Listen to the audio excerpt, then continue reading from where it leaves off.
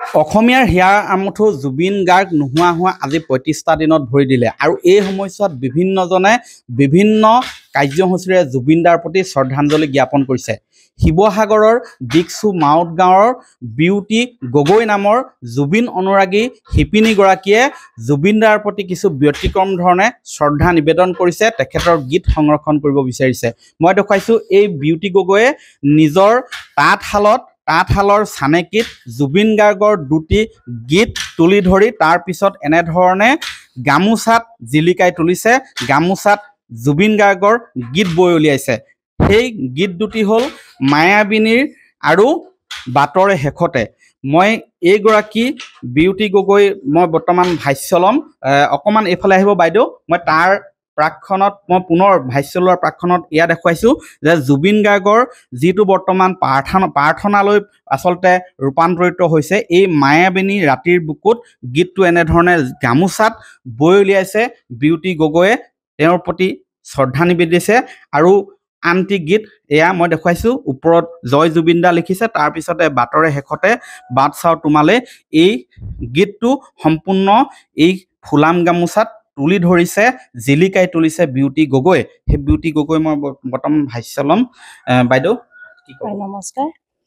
জুবিনদা আমাৰ মাজত নাই যদিও জুবিনদাক আমি জীয়াই ৰাখিব লাগিব। তেওঁ গান মই মায়াবিনী গানটো লিখা হৈছে আৰু বাটৰে শেষৰে গামোচা দুখন বোৱা হৈছে সেই গীতটো। এতিয়া আৰু এটা গানৰ মই গান এটা লিখিবৰ বাবে চেষ্টা কৰি আছোঁ, বৈ উলিয়াবলৈ চেষ্টা কৰি আছোঁ।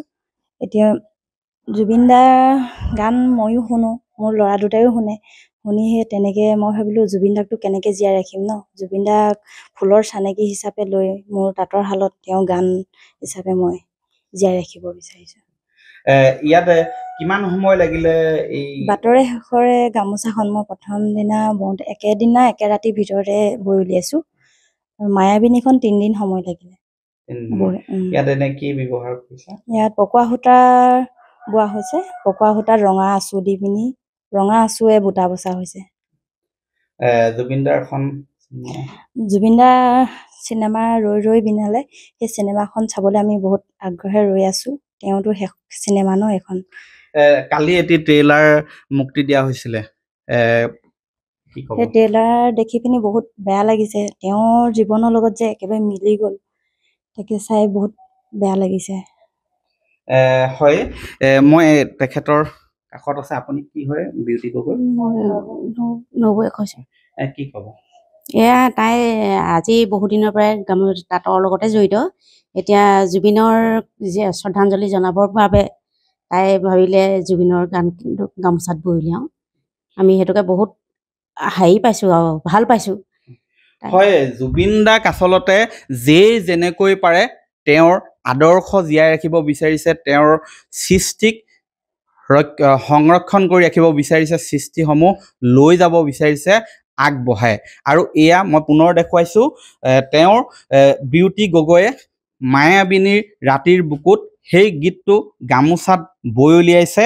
আৰু আন এটি গীত আচলতে এখন থিয়েটাৰৰ এখন নাটকৰ আচলতে গীত আছিলে, সেয়া এই বাটৰে শেষতে। সেই গীতটো ৰচিছে বেলেগে, লিখিছে বেলেগে, কিন্তু জুবিনদাৰ কণ্ঠত বৰ্তমান অভূতপূৰ্ব জনপ্ৰিয়তা লাভ কৰিছে।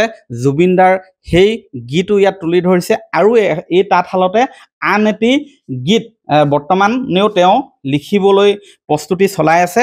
সেই গীতটো বৰ্তমান তেওঁ প্ৰকাশ কৰিব বিচৰা নাই, কিন্তু তিনিটা গান আচলতে জুবিনদাৰ কণ্ঠত ভাহি থকা 3টা গান এই গামোচাত তেওঁ বৈ উলিয়াইছে। আৰু এনেধৰণেই শ্ৰদ্ধা নিবেদন কৰিছে জুবিনদাৰ প্ৰতি। সমান্তৰালকৈ কিন্তু জুবিনদাৰ আহিবলগীয়া মুক্তি দিবলগীয়া যিখন সকলোৱে অপেক্ষা ৰৈ আছে, ৰৈ ৰৈ বিনালে চাবলৈও আচলতে অপেক্ষা কৰি আছে এইসকল জুবিন অনুৰাগীয়ে। আপুনি বিচৰা বাতৰি পাব কেৱল নিউজ 18 এপত। নিউজ 18 এপ ডাউনলোড কৰিবলৈ স্কেন কৰক এই QR কোড। গুগল প্লে ষ্টৰতো পাব এই নিউজ 18 এপ।